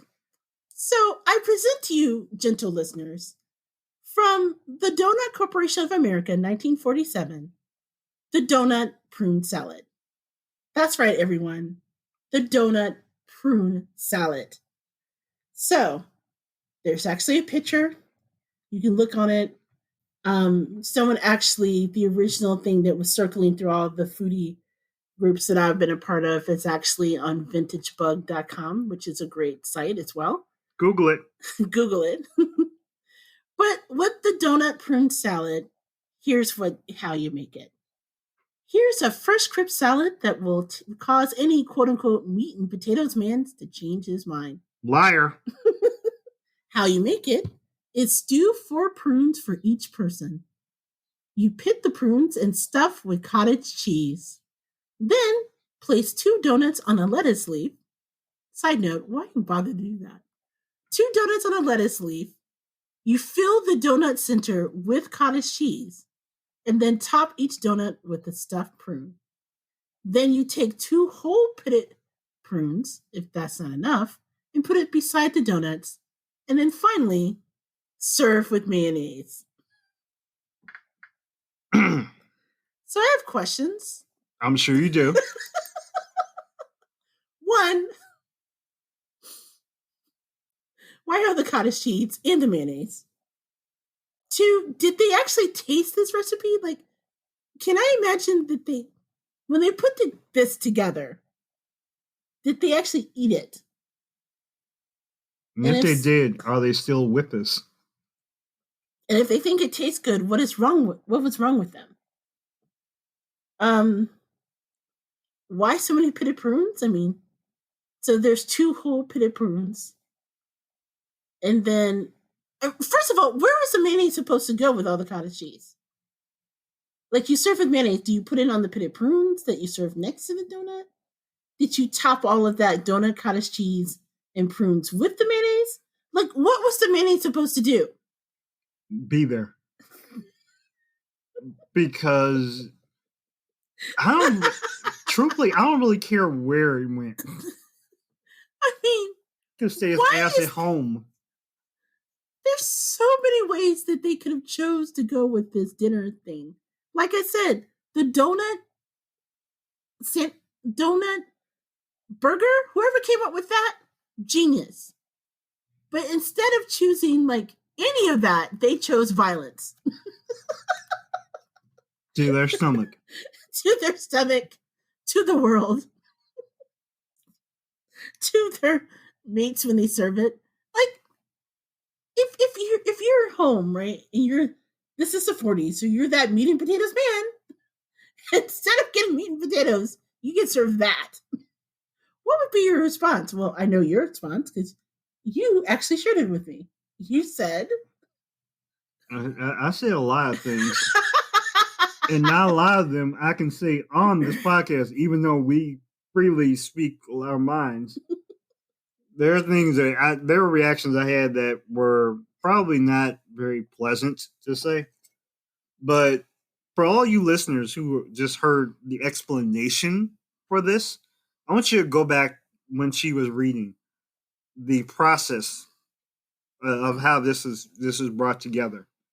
And I want you to rerun it, listen to it again, and then I want you to think about how this whole thing is, this creation, this abomination, how it's put together. I don't know. What is the purpose of the lettuce leaf? So you can call it a salad? Yeah, we'll go with that. I mean, after all of that, you have one lettuce leaf that all of that monstrosity is sitting on. Why? Why even bother with that? I don't know. So it was kind of like, as she was reading it, my mind went from, it was like the Dow Jones. It went up, it went down, it went up, and then like throughout this whole listening, it went through the floor. Like then it just went through a crash, and I just like it just got worse every time I heard it. So my thing is, and this is very short, donut. Okay, donuts. Then prune. Okay, not my thing. I don't care. Then salad. Okay. No, lettuce leaf. Lettuce leaf, whatever the hell it is. Okay, I'm getting into more leaf, lettuce, whatever. I'm trying to eat more salads. But everything from that point forward, From that point forward, just went like everything you just said just went straight to trash. And I'm like, you just can't. Like, okay, if you just had a donut and you put it with a salad, okay, outside the box, okay, I'm willing to discuss it. I'm willing to say, okay, I'm willing, cool with it. Okay, if you have prune with lettuce leaf salad, whatever, okay, not my thing, but that's, I'm whatever. But then, like, wait a minute. Cottage cheese. Mayonnaise. What other trash we got in there? Well, the cottage cheese and mayonnaise is enough. Yeah, there was some more stuff in there, but, like, my mind went blank. I'm like, no, this is when you purely trying to mess with people. It's like literally saying, like, okay, why do y'all, some of y'all, why do y'all put raisins and prunes and everything? One, and then why y'all trying to put cottage cheese? I know how the Goober feels about cottage cheese. Cottage cheese is evil. Yeah, if that's your thing, I know you put cottage cheese in some lasagnas and all sorts of stuff. Cottage cheese in some things, okay, fine. I admit, like when I put, like I love burgers that have mayonnaise on them, right? But just enough, just a little bit of mayonnaise or a little bit, of, Miracle Whip. That being said, let's stop it. Just all I want to do is just say stop. That's all I got. I'm out. So that is probably the most horrible thing that I've seen. If it wasn't for the fact that there is something called popcorn salad, which we also saw on the Food Network that I showed you. Yes. Which, first of all, there's this woman who it's a show about Midwestern cooking. Let me just say this. Now, I'm a Black woman in her 40s, but I was born and bred in the Midwest, okay? Apple picking, rollerblading. My junior high was the middle of a freaking cornfield. You can't get much Midwestern than that. Mm-hmm. That said, what that woman is passing off as Midwestern food that is common, supposedly, in the Midwest. She mentioned in the segment that you could take to, a church, like church meal that you share after the fact. It was very common for her. And they're also going to pray for you after you do it. Look, if they serve that monstrosity at the churches I grew up in, they will put you on the sick and shut in list. Okay, I'm not going to go into a lot of detail as to what's in it, other than popcorn, cheddar cheese, water chestnuts, and mayonnaise. Because, of course, nothing can be made without mayonnaise. I'm not going to go into that. I vapored when I heard chestnuts, too. There's a version with water chestnuts. Okay. So, yeah. She's lying to you. That is not a common Midwestern food. I don't know where she comes from. That is uncommon. Yes, it is very uncommon. So, yeah, I'm not really sure where she came up with this. Maybe it's a part of the Midwest that she's from. But nah, I got many questions over the past week from people who know that we do a food show, i.e., the Gourmet Goober, and that we cover the Midwest. And I can honestly say, no, we do not eat popcorn and mayonnaise salad. Not a thing. Not a thing. Okay. I fully agree. Big Daddy's like, don't you do that to my popcorn. Yeah. No, I admit, like, if you're thinking outside the box, that's fine. Like, there are weird delicacies, like, what was it, the pickle and the peppermint? Yeah. That's kind of unique, but that's a Southside thing, but yeah, that's one thing, but at the same time, like, I don't know. I've yet to try the peppermint and pickle. I'm looking to do that. That's all you, baby. And if you're wondering, One of the uniquely Chicagoan things to do on the south side of Chicago is to eat a large dill pickle that has been cored out in the center, and in the center is placed a peppermint. If you want to know more about this tradition, I can recommend Peter Sagal from Wait, Wait, Don't Tell Me. He had this like mini series podcast that he used to do where he shared himself eating traditionally Chicago or unique eating experiences. And he actually does eat this peppermint pickle phenomenon that's popular on the South Side. I'm not going to ruin it for you. His response is really, really funny, though. I'd encourage you to Google it and listen to it. And shout out to Peter Sagal because he is amazing. Yes. So to close out our podcast segment here, we also wanted to share one last thing that has been making the rounds on social media. One that has caused a considerable amount of arguments, not only on social media, but between the two of us ourselves. And that is every year around March comes March Madness and the resulting bracket. That's where you take a team of 64 teams and then put them together in order to see only one remains. This year, the team that made it through, the team of 64, the one that made it to the last two, one of which is Gonzaga, which, just as an aside, I believe Gonzaga is not a school. I think it's just something that just rises out every March in order to screw up your bracket and then go away. It's kind of like Brigadoon. And they definitely messed up the brackets this year. Amen. They did. But outside of Gonzaga, there are many other versions of the March Madness bracket for those of you who don't follow college football or basketball, one of which hit online, which was known as the candy bracket. So the candy bracket took, instead of 64 candies, it took, I think, 16 altogether. Sounds about right.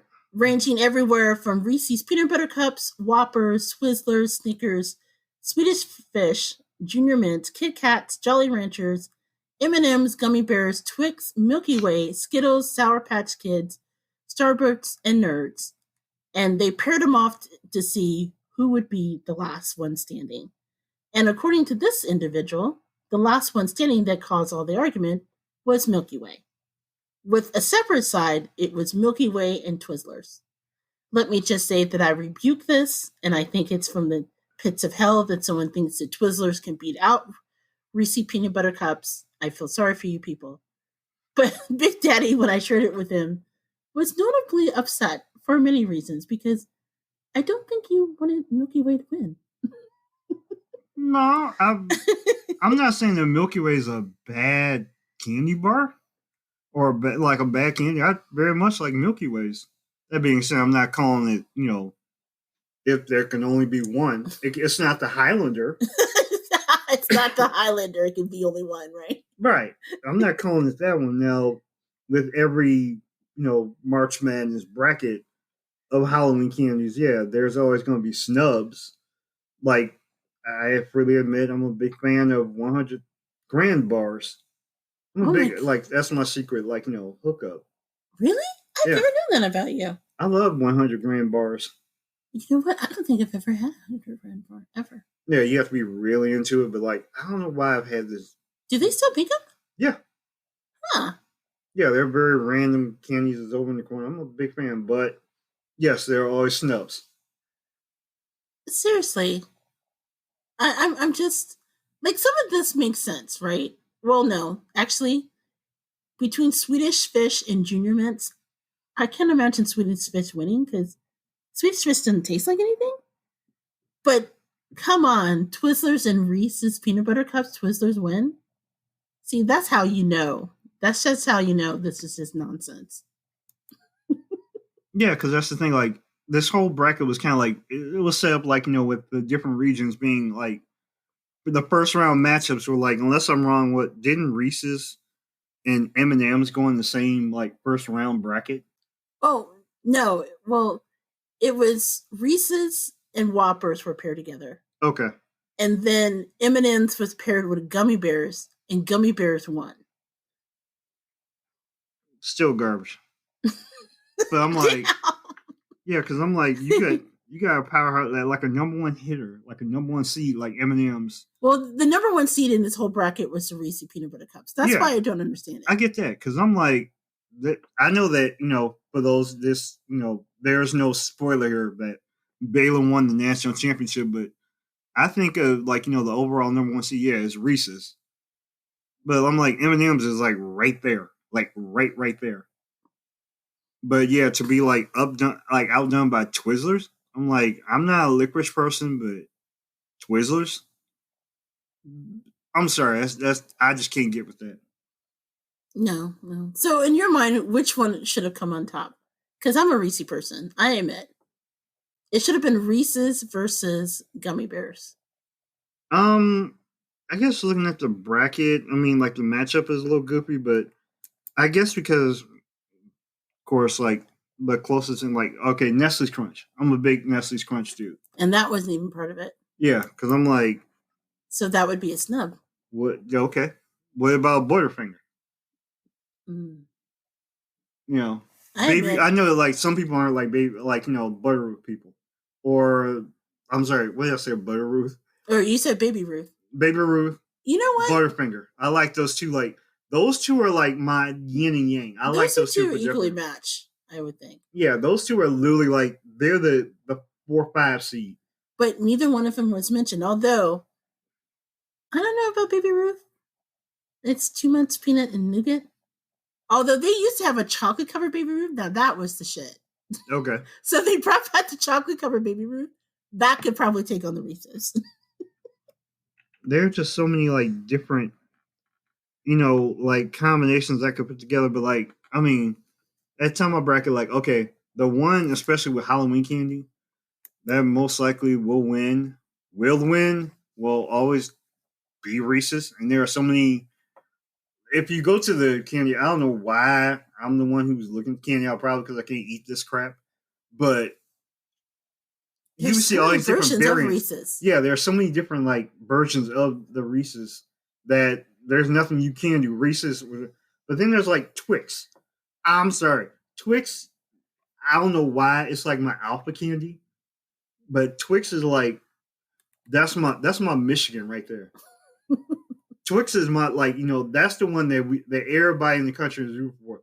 They're the New York Yankees of this thing. So if that's the case, if Twix is like the Michigan, then who's the Gonzaga of the list? The Gonzaga of the list. The one that just shows up and just messes everyone's bracket. I would say Milky Way.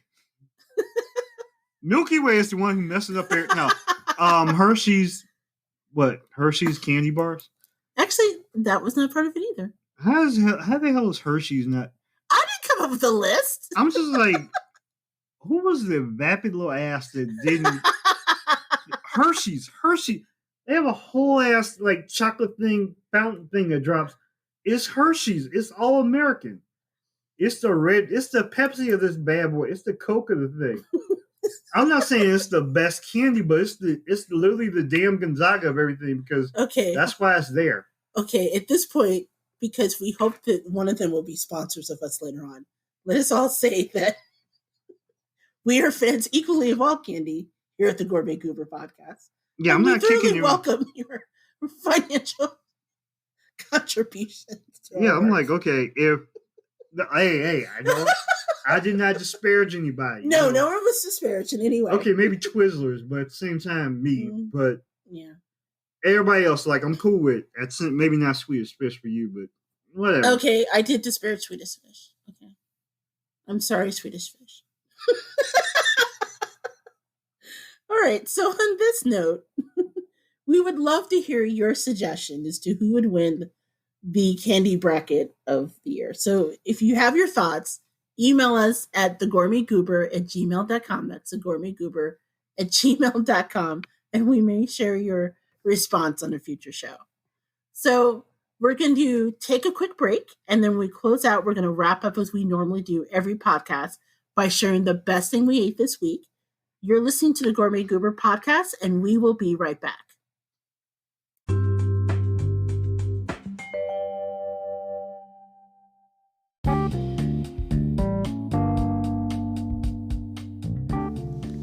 Hey Gooberland, this is JJ Outlaw, better known as the Gourmet Goober. Do you consider yourself Gumper worthy? Maybe you're a little bit gourmet and a lot ratchet. Well, if so, tell the world what your very own Goober gear, from aprons and mugs to t-shirts and hoodies, is the perfect way to support our show while telling the world that you're part of Gooberland. So just head over to gooberswag.com, that's gooberswag.com, and get your very own Goober gear now.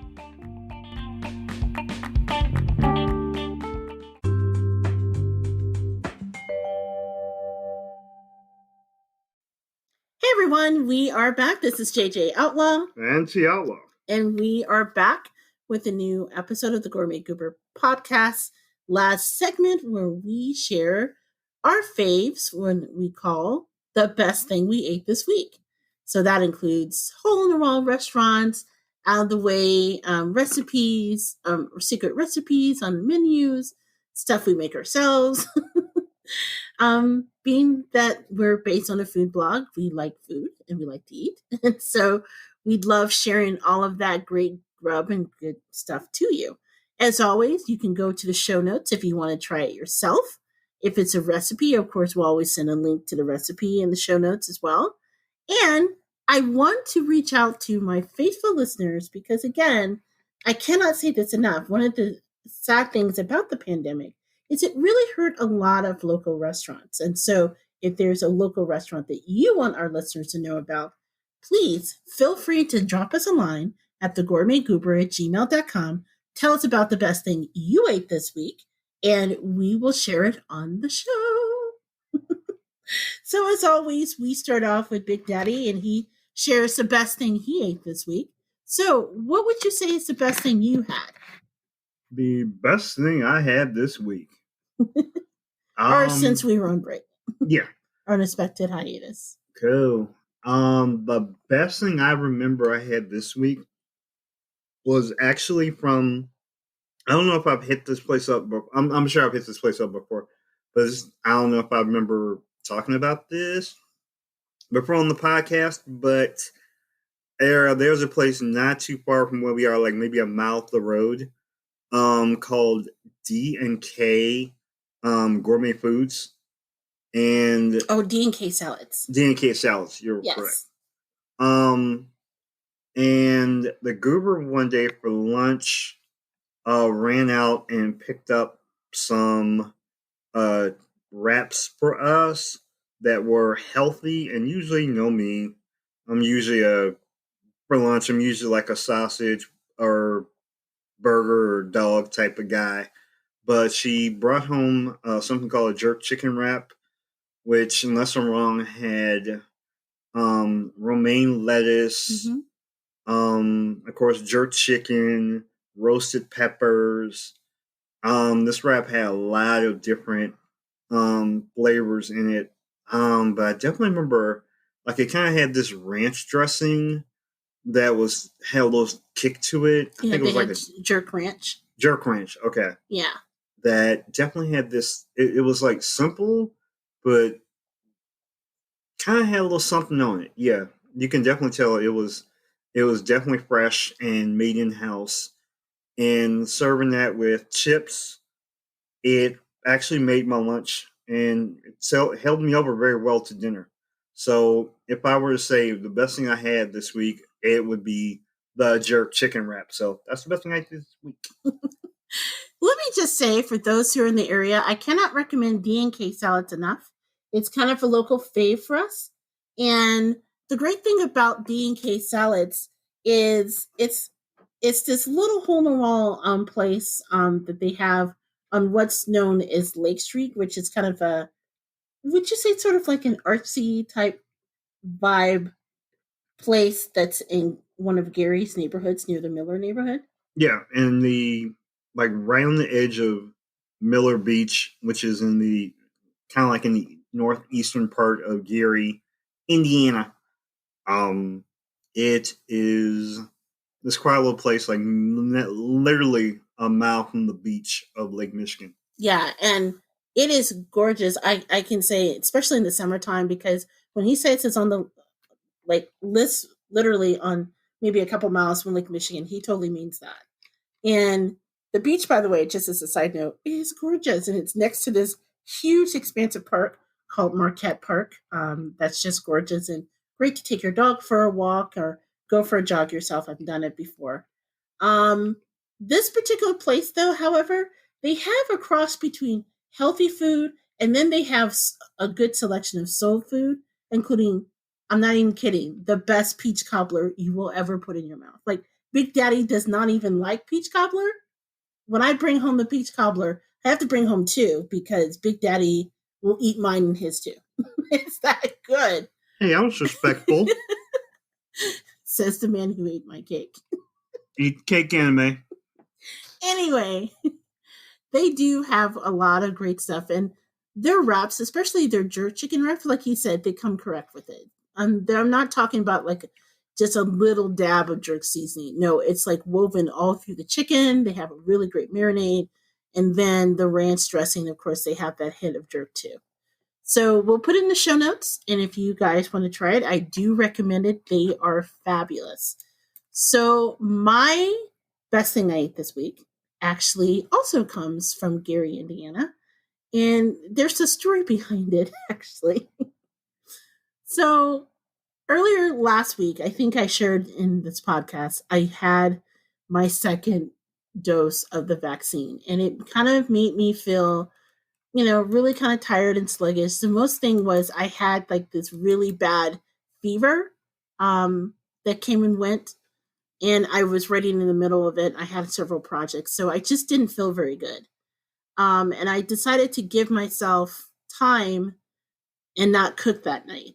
And instead, I ordered a pizza. Now, I made the mistake of ordering a pizza from, should I even name the provider? Are they a big provider or a small one? Well, it's a big provider. Because remember, it's the one where they didn't come for like 45 minutes. Yeah. And the guy offered to make us our pizza themselves. Yeah. Go ahead. Well, okay. Here's the thing. Where we live has a history of, unfortunately, some people disregarding where we live because of its past history of having, how shall we say? Well, once the steel mills closed and it was a hard hit community, so to speak. And it had a reputation all its own where when I first met Big Daddy, they didn't even deliver to this area. Like, growing up in Indianapolis in the suburbs, I didn't think that there were places that they don't deliver to. I was so naive. But yeah, Big Daddy, when we met in college, he never had anything delivered to him until we were in college, and he just thought everything was pickup because of the history of the place we were at. Yeah. Now, things have changed, and it's a lovely community, but unfortunately, some reputations die hard. And I think that probably had a hand in what happened because we ordered from Uber Eats, and they said, oh, they're making your pizza. And I ordered from this place called Doughboys Pizzeria, which is fabulous. And it's in Gary on Broadway. And the lady said she came and picked up the pizza and it's coming.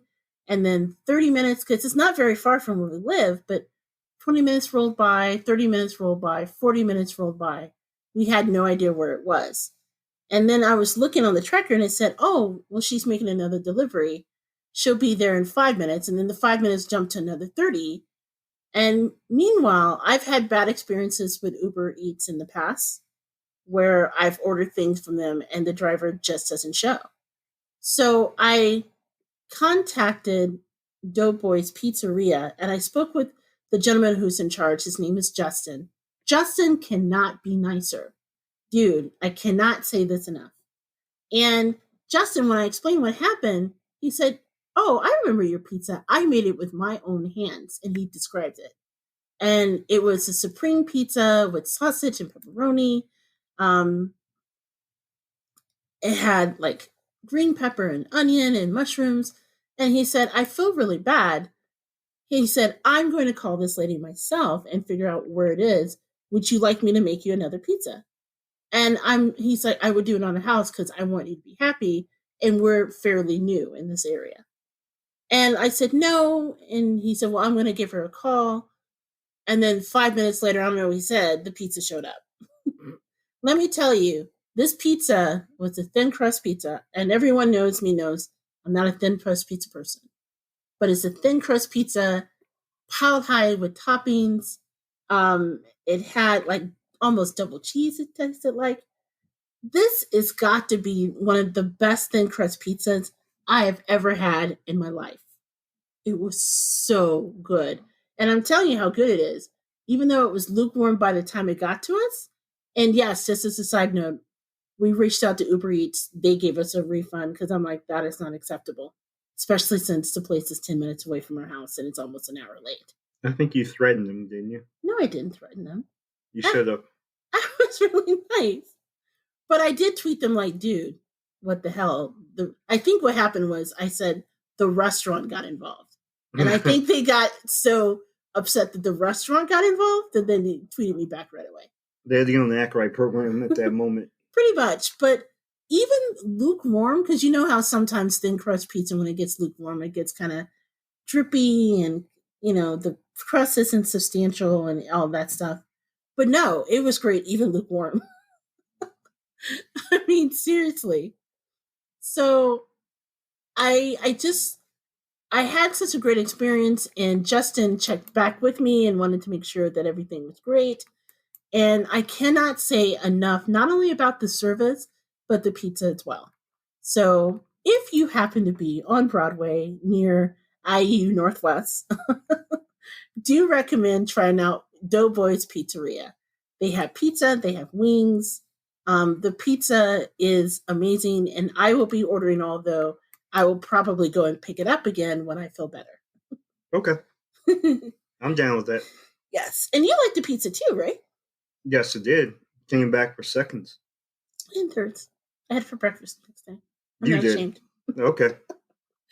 So anyway, that would be the best thing I ate this week. Hey, before we close out our episode, and I wanted to thank everyone for listening. I know it's a little long, but we've been gone for a while, so we thought we'd fill you in on all the good stuff. Also wanted to take an opportunity, because from time to time, we get questions on how you can support the Gourmet Goober. And there's a couple ways you can do so.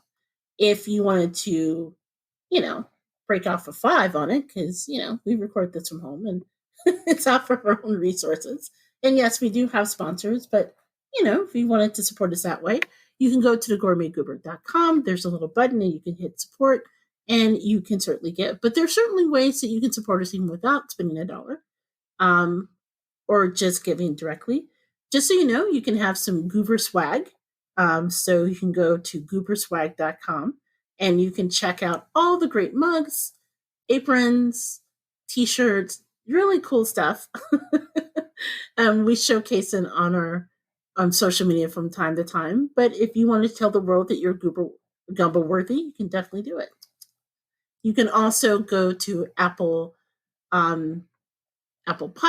You can go to Stitcher. Pretty much anywhere that allows you to leave a review and leave us a 5-star review. If we like it, we will read it on the show. Thank you, the Black Guy Who Tits podcast, for that fab idea. And you can just tell a friend. It's kind of cool. So yeah, speak our name into existence. So if you like the show, please tell a friend and let everyone know. And I'm sorry about my phone. About the show and the work that we do. So, Big Daddy, where can they find you online?